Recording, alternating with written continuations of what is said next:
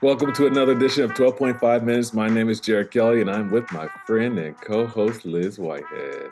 Hi, Jared. It's so great to see you as always. You too. We have a very important topic today and a fantastic guest. So give us a little bit of a clue because I have something to say about this. So I was going to say that I'm feeling very calm today in anticipation of our guest, who's Charmain Lewis from One2Zen. You and I both know Charmain, and Charmain brings um, mindfulness and wellness to companies and individuals that need a little more of that in their lives. And that's something that we've talked about before, and I'm really excited to get into it with Charmaine. I am too, because something that she is very well known for is being committed to this mission of helping people who are very busy, who have busy lives, and finding their inner peace. And as she says, it's one breath at a time. So let's take a moment and welcome Charmaine Lewis. Hello. Hi, everyone. Hey, Charmaine, how are you? I'm wonderful, wonderful. How are you? It's great to be here. Well, we are glad that you are here. And I think that Liz and I can agree that our relationship with you is not only healthy and productive, but we also are excited. We're energized about this conversation. So we have a few questions, just a quick little conversation Okay, that hopefully we can help some people along the way, right? absolutely. If you could give us a little bit of an idea, not so much about um, where you started, but I do want to know a little bit about how you came into this idea of mindfulness and your particular journey towards mindfulness, and then how it bridges into yoga. Absolutely. Well, first of all, I want to say that I had no idea what mindfulness was when I did discover it. Don't even think that was a part of my vernacular at the time. I just can recall a time where I had given birth to child number two. So we have three sons. Given birth to child number two, I was an elementary school teacher. My husband traveled for work quite a bit, um, and as we were raising our two boys at the time, it was just very busy. And I was a person, and I still manage this, but I was a person who always had the next thing on my mind. So while I'm doing one thing, I'm thinking about three other things. And I remember at one point having a conversation with another woman about just how I was able to produce the work. I was able to get it all done. But she told me that she's like, Charmaine, this is the way that you're going is not sustainable. And so at the same time, I was practicing yoga, but I was practicing for the physical benefits. And what I had discovered during that time, I would go, and by the way, I need to drop this in there too, because it adds to the story. We lived in Maryland, and I would drive to a yoga studio in Washington, D.C. So I had a little bit of a commute, little hike, but it was my me time. I would say it was about a 35, 40-minute drive to this particular studio. I would go in there for to get that physical workout in. And I was also very competitive with myself and thought I needed to look like everyone in that room physically. But what I would discover on my drive home was this feeling of calm that I wasn't used to experiencing on a frequent basis. And I didn't understand what that was. But as I would drive, I would, I think I had a smile on my face, and I just was trying to figure out what that was. Like, this is good. I don't even know, but I didn't know what it was. And so I continued to go back and I continued to practice. And that feeling of calm just kind of presented itself more frequently. And I would learn little, I guess, instances in class that I could bring back to my day-to-day life. So our instructor would often say, you know, take your yoga off the mat.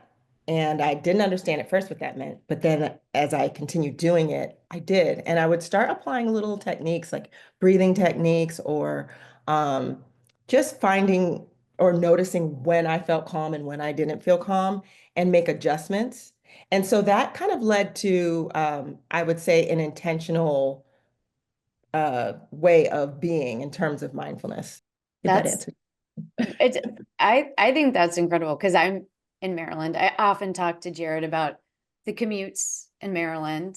And he's like, how many miles is it? I was like, it doesn't really matter. It's going to take 45 minutes either way. Um, Right. but the idea of driving through that commute with a smile on your face, knowing you're going home to two little kids is really a testament to what yoga can do. That's Yes. amazing. Yeah. Does that, to piggyback on that, I just read some research that said that about 16 to 17% of Americans practice yoga, but Mhm. it's mostly women.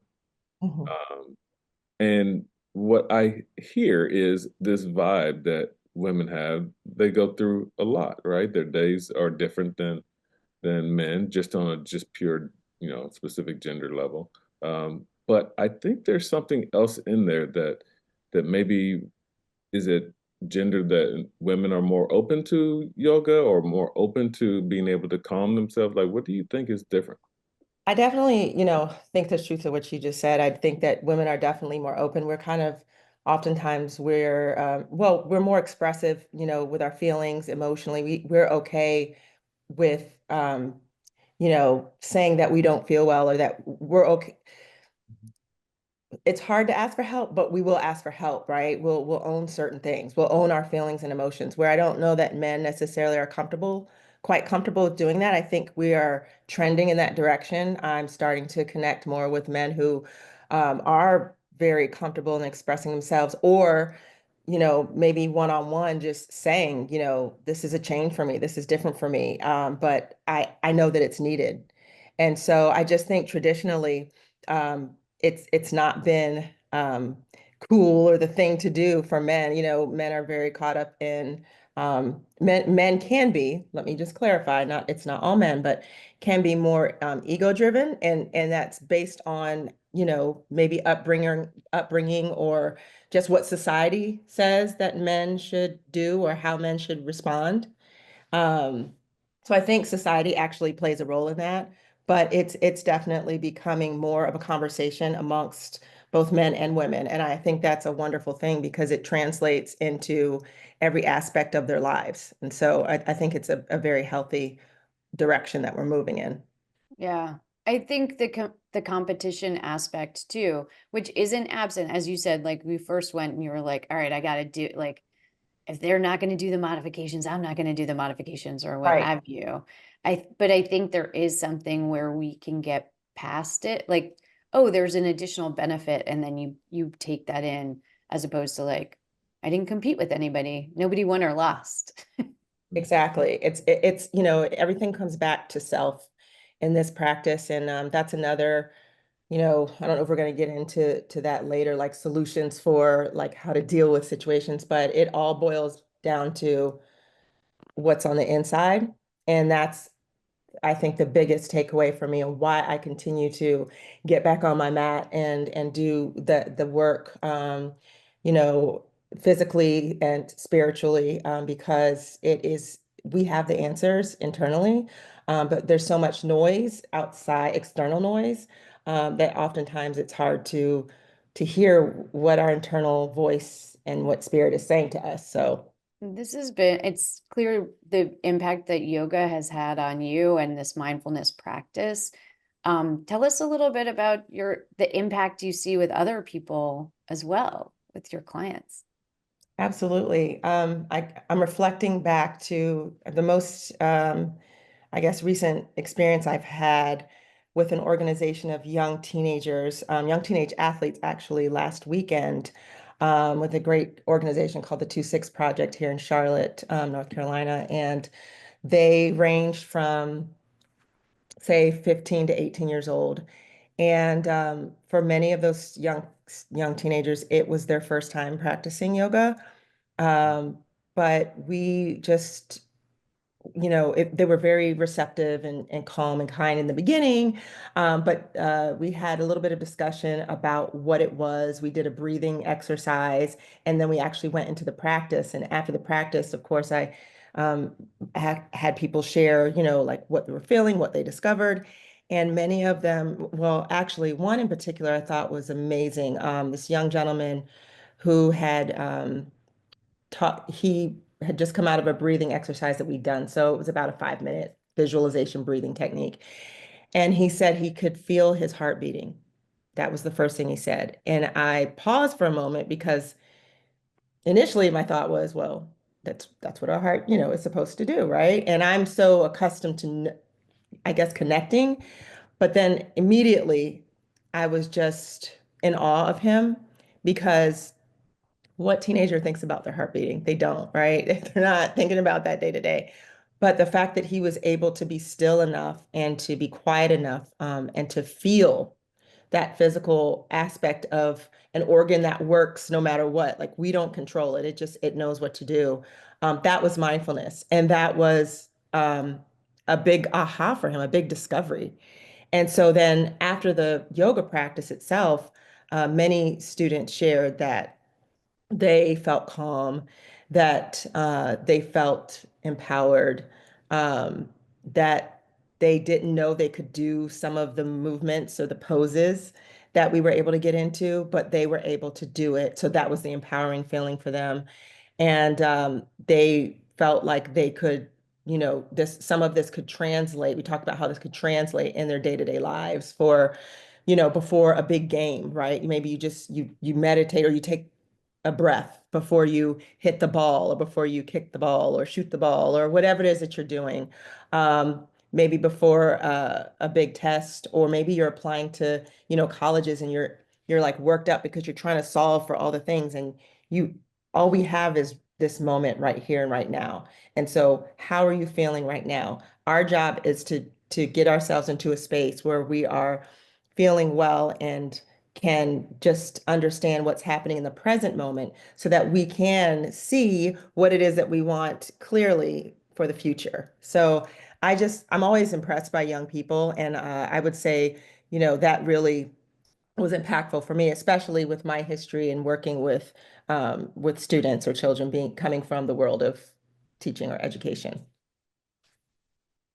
Yeah. But I can also, I guess that was young adults, or young, I should say, some teenagers. But I also work with another organization. We do mindful moments, or once a month, and we connect for about 15 minutes, and we talk about just a certain aspect of, I guess, our well-being. So. We the last one that I am thinking about, the last experience, we talked about compassion. And so we just had a conversation around what it means to be compassionate. And then that led to an example or a meditation.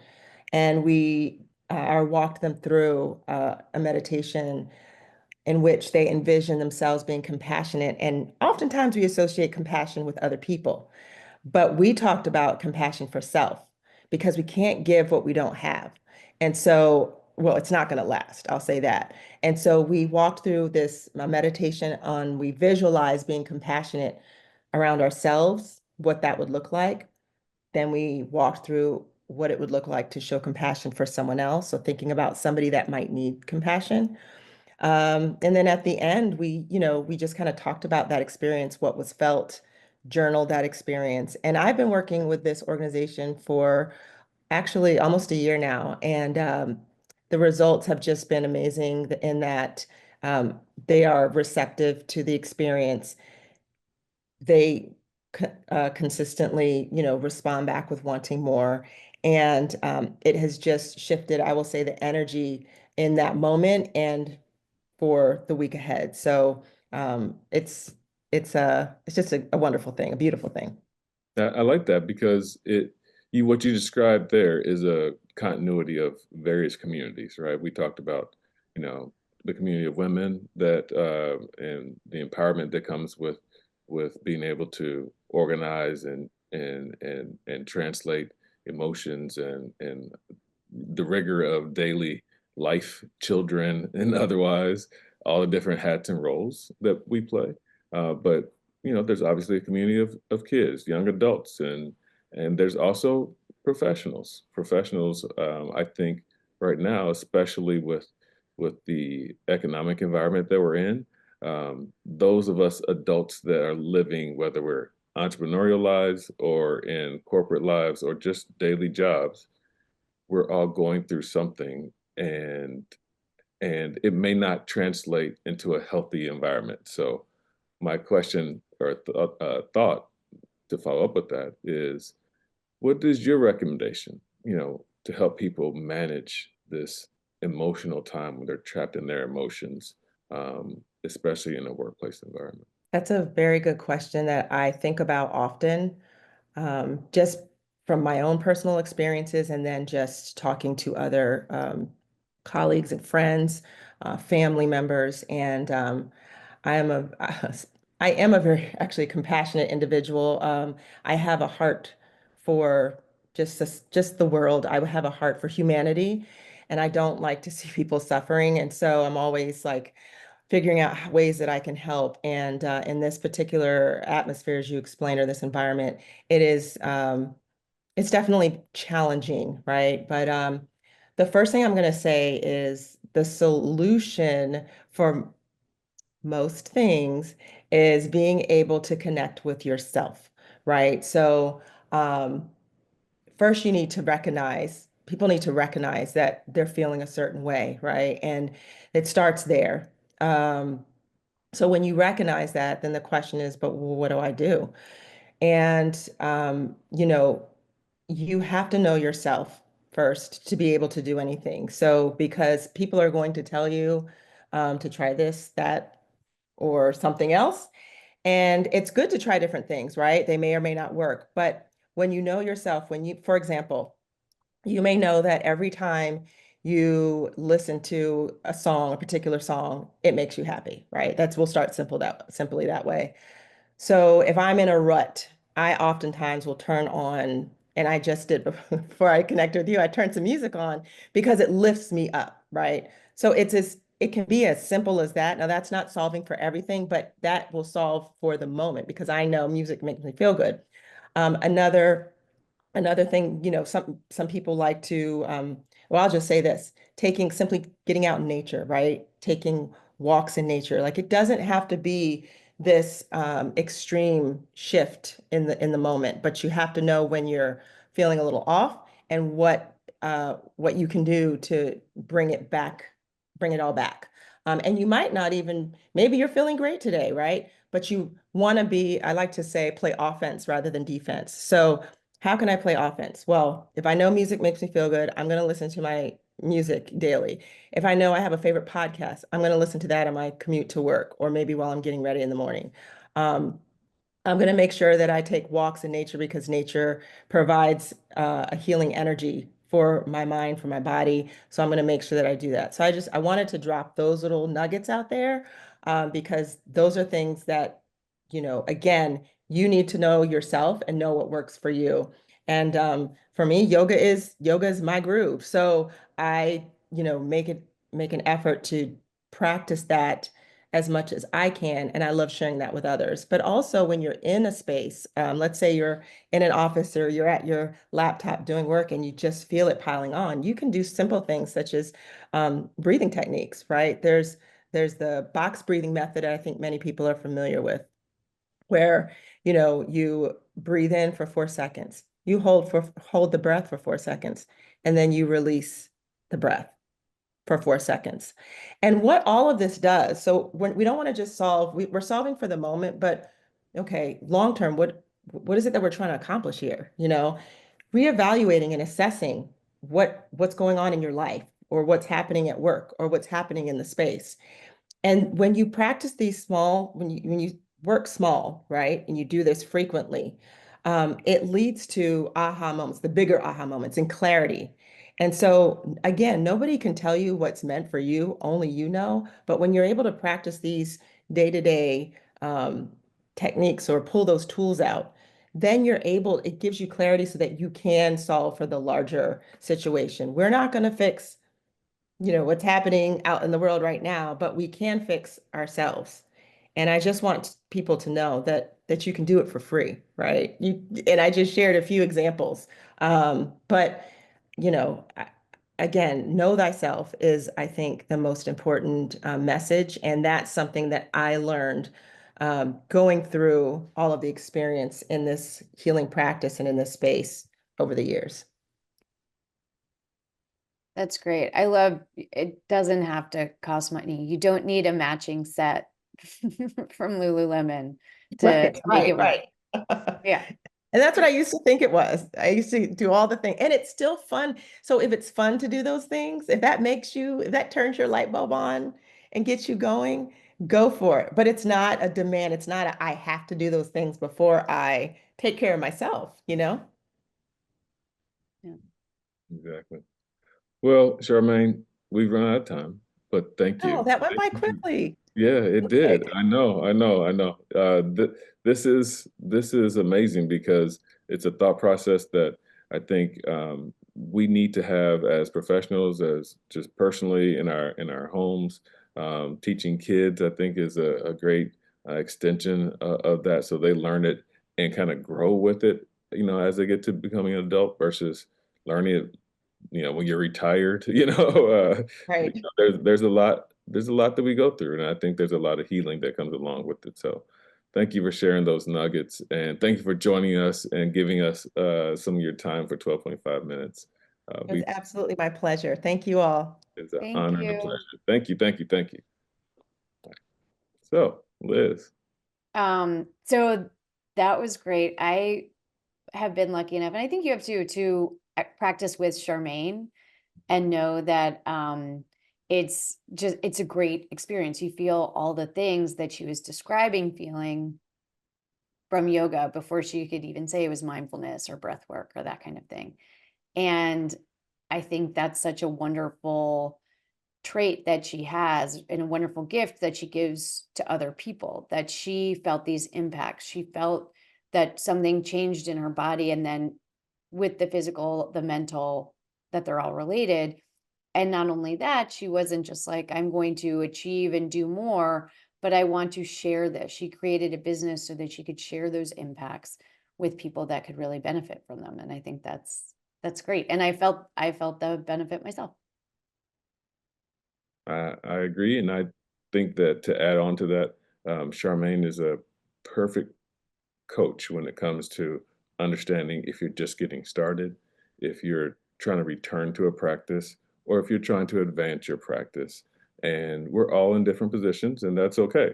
That's actually expected. But our ability to acknowledge and recognize that these are tools that we can utilize every single day to improve our lives, and improve the lives of the people around us, I think it's amazing, and why not? We should be doing it and using those tools all the time. So another great episode of 12.5 minutes. My name is Jared Kelly. You are Liz Whitehead, and we are out of here. Bye.